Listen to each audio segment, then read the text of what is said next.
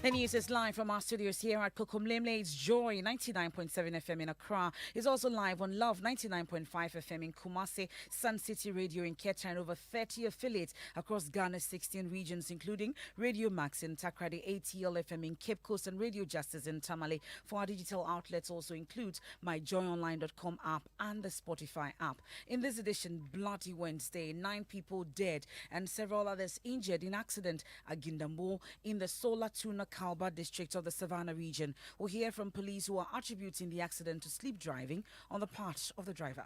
I think 9 of the passengers were dead at the spot. To me, I suspect that the driver was sleeping.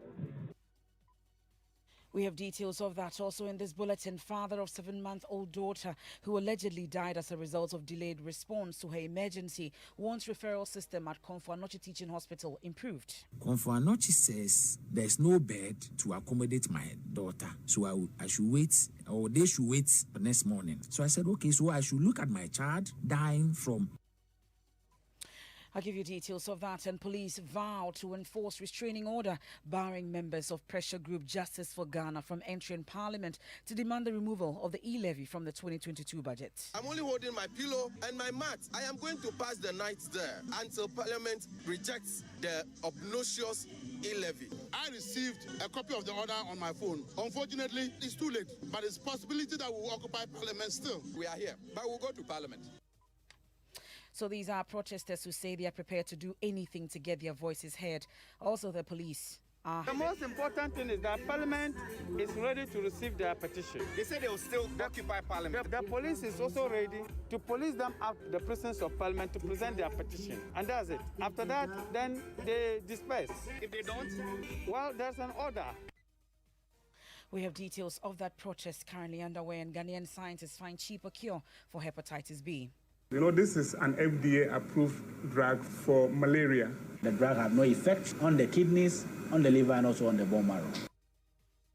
I'll tell you more about the Nibima drug, which is also effective against malaria. In sports, we are into the final days of a petition filed by 54 clubs demanding an external Congress to review parts of the statutes of the Ghana Football Association. Wilfred Osekweku, affectionately called Palmer by the football community, is calling on the Ghana FA to stop misapplying parts of the statutes.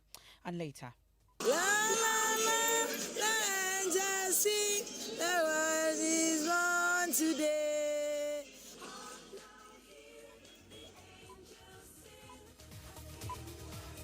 And with just 17 days to Christmas, we've been asking, do you remember the lyrics to your favorite carol? We'll bring you some of the responses. That and more here on the Midday News with me, Emefa Apawu.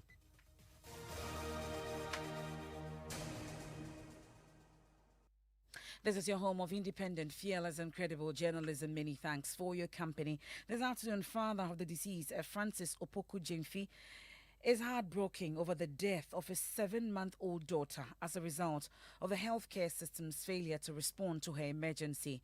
Efia Sikopoku Jemfi had breathing problems and was referred to the Komfo Anokye Teaching Hospital from the Asokwa Children's Hospital. The father says his daughter could have survived if the referral system was efficient. Emmanuel Kweku has more in this report. Francis Opoku says his daughter gasped heavily for breath every 30 seconds, even under oxygen at the Asokwa Children's Hospital. Her condition needed referral to the Komfo Anokye Teaching Hospital.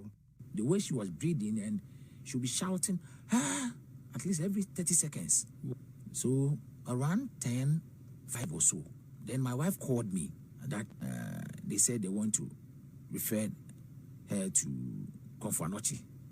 So I said, wow. So I quickly got back to the police and they say they have called the ambulance service. They have called the ambulance to come and take her to Komfo Anokye. So for about 30 minutes or so, I was not hearing anything. So I also called the National Ambulance Service line, the 193. I called for about 4 times. I think the line will pick by itself, but nobody will talk. So I quickly searched again and called the 112. So I called the first one, the second one, and the lady picked the call. And I explained everything to her, and she said, oh, I'm sorry. So I'm lodging a complaint from 11:03 p.m. till date. I don't know, maybe they will call me today to tell me that they are coming for. So I was even angry, and the guy said, oh, don't be too judgmental. Please calm down. Komfo Anokye says there's no bed to accommodate my daughter. So I should wait, or they should wait for next morning, maybe 5 or 6 a.m. So I said, okay, so I should look at my child dying from 11 p.m. to the next morning. Public Affairs Director at the Konfanochi Teaching Hospital, Kwame Frimpong, however, says an initial enquiry at the hospital's call log showed no evidence of a call placed from the Asokwa Children's Hospital. He has, however, indicated the quality control unit of the hospital is probing the matter. We've checked our records, we've checked the pediatric emergency unit, our main telephone exchange, and there was no call from that hospital. Mr. Frimpong also raised concerns with the lack of space at the Konfanochi Teaching Hospital. So until we have reached that point where we have complementary facilities to take some of the pressure off Konfanochi Teaching Hospital, there will be times that we will have exhausted our capacity and we will not be in the position to admit additional patients. So it's not just a question of no beds, it's a question of absence of beds. Emmanuel Kweku with that report. I'll take you to the Savannah region shortly, where 9 persons have died and several others injured in an accident in Gindambo in the Sola Tuna Kalba district of the Savannah region. Already, the police are attributing the accident to sleep driving. I'll take you there shortly when my correspondent joins us on the line with more. But let me bring you back to Accra, where President Akufo-Addo has affirmed he will not make any modifications to the country's electoral laws ahead of the 2024 general elections. The president, who's due to step down in 2025, says he will respect the time limits placed on his presidency and will not be an impediment in the conduct of the elections. Opening the Kofi Annan Peace and Security Forum, President Akufo-Addo says he stands ready to hand over to whoever is elected in the next elections. Ghana is often touted as a beacon of democracy in Africa. Since 1992, it has won plaudits for her democratic credentials, which, though still fraught with challenges, seem to have been consolidated with the conduct of 8 elections, 5 presidential transitions, 3 of which resulted in the peaceful transfer of power from one political party to another. We want to be seen as a positive influence in other African countries who continue to face challenges with democratic consolidation. I'm indeed pleased to reaffirm before you my unshakable belief in the principles of democratic accountability, which constitute the basis of good governance in our member states. As President of the Republic of Ghana and current chair of the Authority of ECOWAS States and Governments, I pledge to continue to respect the tenets of the ECOWAS Protocol on Democracy and Good Governance. President Akufo-Addo, let me take you live to the Kofi Annan Peacekeeping Training Center, where the Security Forum is currently underway. Presidential correspondent Elton Brobe joins us live. Elton, what are the key issues on the table? So, Emefa, there's a general acceptance on the table. There is a general reversal of democratic credentials on the African continent, especially in West Africa. And the reason has been attributed to the crackdown on liberty of the populace by people who want to continue their stay in power. And the threat, according to the commandant of the Kofi Annan International Peacekeeping Training Center, is that there's likely to be more uprising if leaders on the continent do not respect the wishes of the people and they live within the tenets of their various constitutions. Well, President Akufo-Addo also in his speech spoke about issues fueling unrest on the continent. Tell us a bit more about it. Well, for him, the continent is still battling with the effects of COVID-19. But beyond COVID-19, there is general issues about the respect of time limit placed on various countries as far as the presidency is concerned. There's also the issue of poverty, unemployment, environmental degradation, drug and cybercrime. But he proposed that transformation of the economy remains the ultimate deterrent to the threat of violent extremism on the continent, and for that reason, ECOWAS, which he has, will ensure that member states respect the protocols on good governance. And we know that this Peace Security Forum has a former president, current president, AU representatives, ECOWAS representatives, and security chiefs. Is there really a takeaway that we expected to go with after this particular forum? So, it is a 2-day event, and my information is that at 2 p.m. they'll go into the discussion segment where they have case from some African countries, which will form the basis for some of the discussion, after which it will come to a formal conclusion on that. President Akufo-Addo made it clear that ECOWAS is in the process of reforming the protocol on good governance, and for that reason, the outcome of this forum will be incorporated into whatever is being discussed at the presidential level to ensure that there is general acceptance and compliance with the protocol of good governance going forward. That's Presidential Affairs correspondent Elton Brobe. We're still on matters relating to the continent, but this time the Attorney General and Minister for Justice Godfred Yeboah-Dame says West African governments must tackle corruption and poverty as one of the means to ensure stability in the region. There have been at least 2 recent military takeovers in West Africa in what some have described as a reversal of democracy in the sub-region. Now, speaking at a high-level expert meeting of Ministers of Justice in Accra for the establishment of a platform for Ministers of Justice in West Africa, Godfred Dame says these occurrences can be averted if government strengthens state institutions. The need to strengthen state institutions in tackling poverty, corruption and inequality, which are often cited as reasons for such societal upheavals, cannot be overemphasized. Strengthening state institutions and civil society organizations in promoting human rights are a sine qua non in preventing conflict and ensuring lasting peace and security in West Africa. Distinguished participants, Ghana acknowledges the importance of justice delivery in its development. To this end, the government continues to put in place policies to improve justice, access to justice, promotion of the rule of law, and deepening of its democratic credentials. My ministry is undertaking reforms in several areas to make the legal sector more efficient, to improve justice delivery, and make legal services accessible to all citizens. In our quest to make justice delivery transparent, we have, with the support of the World Bank, developed an integrated information management system which aids in filing court processes and is ultimately intended at fully digitizing the operations of the Office of Attorney General and Minister of Justice. Godfred Dame says he's alarmed about the threats of terrorist attacks and its risks to degenerate peace and justice in the sub-region. He wants his colleagues to collaborate in making the region peaceful. Terrorism and violent extremism are a growing threat across Africa with serious implications for peace and security elsewhere. Not just a regional issue, but a clear and present danger to global peace and security. The Niamey Declaration recognizes that constitutionalism can only be achieved when relevant institutions of governance, justice and law are strengthened. There is no ministry in any of the member states in West Africa. That's the Attorney General and Minister of Justice, Godfred Yeboah-Dame. Let's head to the Savannah region. Safe driving saves lives. Drive safe. The VIP bus was traveling from Accra to Wa with 40 passengers. He's attributing the accident to sleep driving.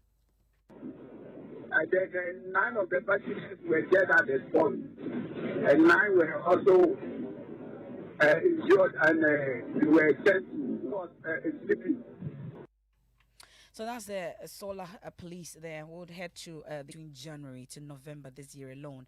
A sharp increment in data for the whole of last year's mortalities, where 2,500 lives perished. Now, this is containing fresh data released by the Police Motor Traffic and Transport Department.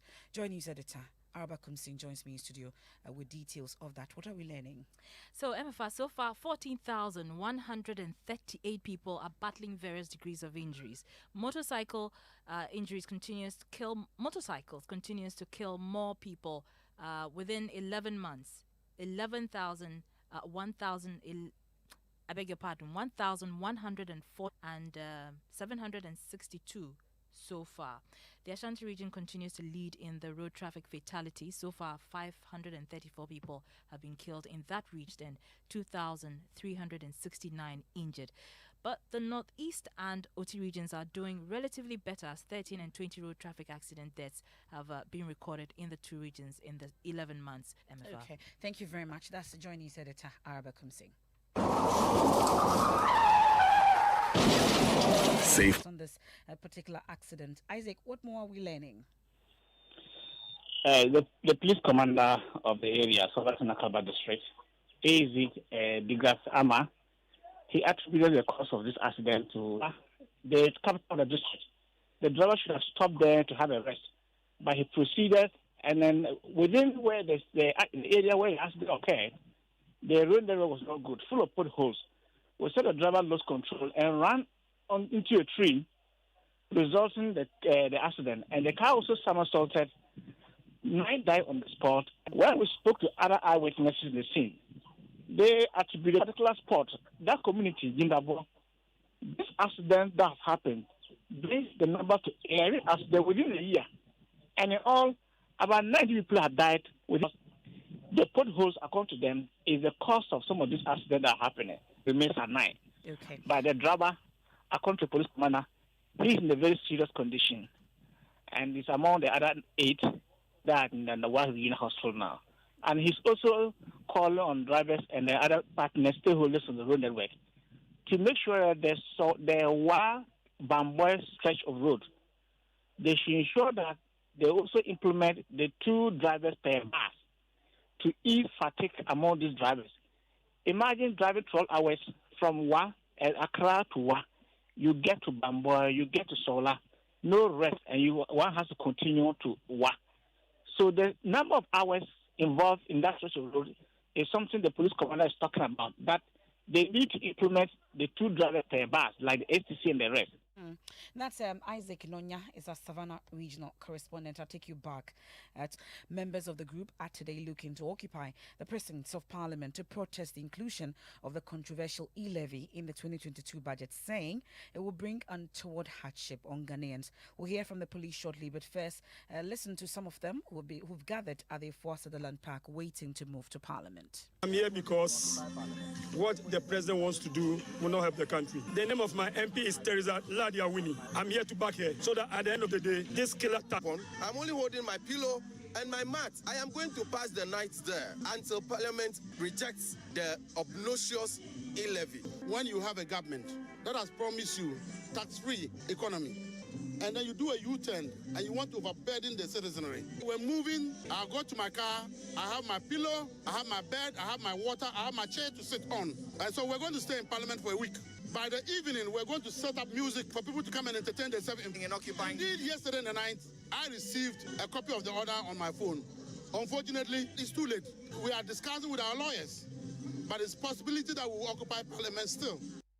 So you heard the last demonstrator, who is the NDC national organizer, Joshua Kamba, saying they received the restraining order late. Well, the police has been responding to this. Accra Region Police Commander, DCOP Edie Seidu, has been speaking to my colleague Manuel Cranting, who is currently with the protesters and joins us live with details. Manuel, so what's the explanation the police is giving about serving the restraining order late to the conveners and enforcing it as well? Well, so Emefa Apawu spoke to me, said that there's really no time for serving an order. For them, they cannot occupy Parliament and the President of Parliament, and that is why they served them the notice. It doesn't matter, according to him, the time that they have served them. There's nothing called late service or anything. They notified us that they will be demonstrating. They went ahead to tell us that it is going to be indefinite. When they get to the presence of Parliament, they will occupy it. And I said, that is not acceptable in any way. So in order to back up our operations, we have to go to the court to get an order to tell them, no, you have the right to demonstrate, but you don't have the right to remain at the presence of Parliament into perpetuity. We tried to modify, but they were not that cooperative. So it is only yesterday they communicated to us that they are coming here. So we prepared our operational orders based on what originally they told us. The most important thing is that Parliament is ready to receive their petition. They say they will still occupy Parliament. The confirmation that you arrest them if they do. The police is also ready to police them out to the presence of Parliament to present their petition. And that's it. After that, then they disperse. If they don't? Well, there's an order. If you breach a court order, what happens next? You are going to arrest one of them? I said there's an order. That's my colleague Manuel Kranti interacting with the police. Manuel, the protesters told you earlier that they would defy the court order and go ahead to occupy Parliament. After that, they present their petition. Has that changed? Have they changed their minds? Well, Emefa, we do not have any indication that they are changed their mind. In fact, the protesters moved from the Emefa Park where they completed at this moment. Like already about 100 meters away from the forecourt of Parliament. And so they say when they present their position, they will continue to occupy Parliament until the levy is totally scrapped. There is restriction. The police are already occupying Parliament. The police are part of Ghanaians. At least we are happy that it is because of us that there is an occupation in Parliament, whether by us or by the police. It tells you that somebody somehow was pressurizing them, and they went and picked the old letter that we sent them without reverting to the fact that we have even changed the route, the conversion place. So I'm asking the regional commander, if you say we should go to Circle, then you have to match us from here. Let's go Circle. Let's go and start from there. Why are you bringing your people to Efua Sutherland Park? They were pushed. Group Justice for Ghana, Bernard Mona there speaking to Manuel Cranting. You're still listening to the Midday News on Joy 99.7 FM. We're also live on Love 99.5 FM in Kumasi and over 30 affiliates across Ghana's 16 regions, including Kekeli Radio in Ho, Sun City Radio in Keta, and Radio Fimbesi in Fumbesi. We're also streaming live on Facebook. Our top stories: 9 people dead and several others injured in accident at Gindambo in the Solar Tuna Kauba district of the Savannah region. When we return, we have sports, and then we're just about 17 days to Christmas. We've been asking, do you remember the lyrics to your favorite carol? We'll bring you some of the responses. La la la, let us sing, the world is born today.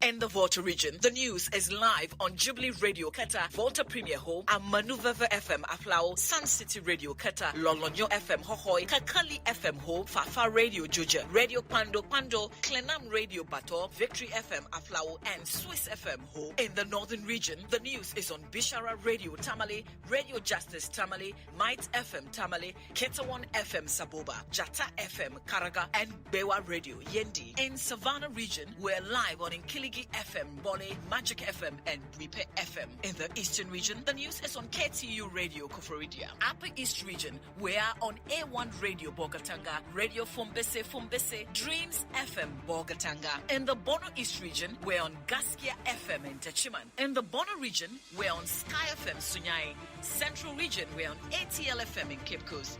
Upper West region, we're on Radio Freed Nandom, Radio Wa, Radio Somali Wa, Bolu FM Bulu, Laura FM Laura, Ganga FM in Jirapa. And in the Western region, we're on Radio Max, Takrady. Many thanks for staying with us. Let's do sports. Muta, what do we have? Chama Youth owner Wilfred Kweku Ose has accused the Ghana FA Executive Council of arrogating powers they do not have to themselves. According to him, the FA equated delegates to clubs, which is contrary to the statutes. You cannot burden any future administration with a provision that you, who did the statutes, you will not be there to implement it. Why would you do something for me to implement it and you label it as part of transitional? If it was not part of the transitional provision, that would have been okay. So check through the transitional provision. You will realize that all the letters labeled there, they've been implemented, except that this 81.6. Check the 81.6 that they are referring to. They say in 2 years' time, our delegates at the Division 1 level will be reduced from 48 to 18. Nabila, delegates are not clubs. Delegates, you cannot equate delegates to clubs. That is Wilfred Kweku was saying. Thank you very much, Muftau, for sports. Let's head to Parliament. And the House has begun the consideration of budget estimates for MDAs in the country, despite concerns raised by the minority in Parliament. So according to the Majority Chief Whip, Frank Anodompre, the Finance and Roads Committee have since this morning been considering the 2022 budgetary allocations, with other committees expected to do same. We'll hear from Kwesi Parker-Wilson shortly, but he's been interacting with him. Well, appropriation bill will be passed. Very confident will be passed. Don't worry. Don't worry. We are considering, as I said, it's a stage. Okay, we are going to the next stage with the estimate. When the estimates are done, and as you know, we put it all together to pass the appropriation. When we get to the bridge, we'll cross it. But they've bared their teeth. We know their position. So we are guided. So you are strategizing too much? No, we are not strategizing. We are just guided going forward. And we'll be informed accordingly. Well, let's bring in our correspondent, Kwesi Pakawos, there. He's also been interacting with the majority on a motion filed by the minority seeking to quash the approval of the budget. What's the status of it, Kwesi? Well, so we are yet to see it advertised in the other people, but the majority is convinced that when it's admitted, and of course, there'll be a discussion of the speaker, but when it's admitted and it comes to the floor, they will know how to approach the situation. Well, but largely, though, appropriations have begun in the House. What's the mood? What's the situation like? Yeah, so because they are considering the budget estimates, Parliament is yet to sit, but then we understand that the minority, even with the committee meetings, are still raising very serious concerns about some provisions within the estimate. And so when they put together the report and submit it to the plenary, we'll get the details of the concerns raised at the committee level. Well, we'll stay with you in Parliament. That's Kwesi Pakawos, and subsequently also on myjoyonline.com. All the updates will be there as well as on the Joy News channel. Now, some Ghanaian scientists have successfully completely cured a hepatitis B patient with a locally made anti-malarial drug known as Nibima. There's more in this report. Professor Mohamed Mutucello and his PhD student Seth Ejay Dumfe initially found the success of cryptolepin against hepatitis B virus in a test tube experiment. To translate the findings into clinical care, a 49-year-old male patient with a history of chronic hepatitis B infection was given Nibima for 6 months in a case study. The viral load, blood, kidney, and liver functions were assessed. After 6 months of Nibima therapy, the hepatitis B viral load of the patient reduced by 99%. We thought that the government should probably come in to assist us with a clinical trial. That's Dr. Netta Prasam, as report there is a Joy News medical correspondent.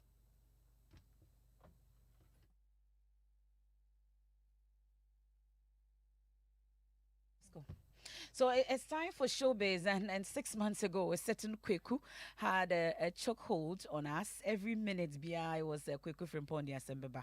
And then, if you don't know who I'm talking about, it's a Ghanaian musician, Black Sheriff's second sermon track. Well, today, December 8th, the most anticipated remix of the song is on. It features the Grammy Award-winning Nigerian musician, Burna Boy. And as expected, trending #1 on Twitter. Take a listen.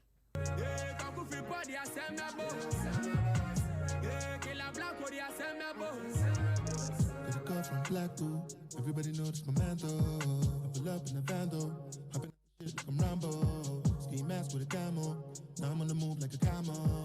I get love for the jungle and the Zongo. And stuff for the lad, they hate on me, but alhamdulillah, I'm good. From a young buck up. And that's the second sermon there, Black Sheriff and then Burna Boy. And that's how we wrap up today's edition of the Midday News here on Joy 99.7 FM. There's more news when you log on to myjoyonline.com. Living Word with Pastor Mensa Otabil is up next. And I'll leave you in the hands of some of you who've been telling us the lyrics of your favorite Xmas carol. I am Emefa Apawu. Have a good afternoon. Long time ago in Bethlehem, and the Holy Bible say, and Mary was the Magdalene in the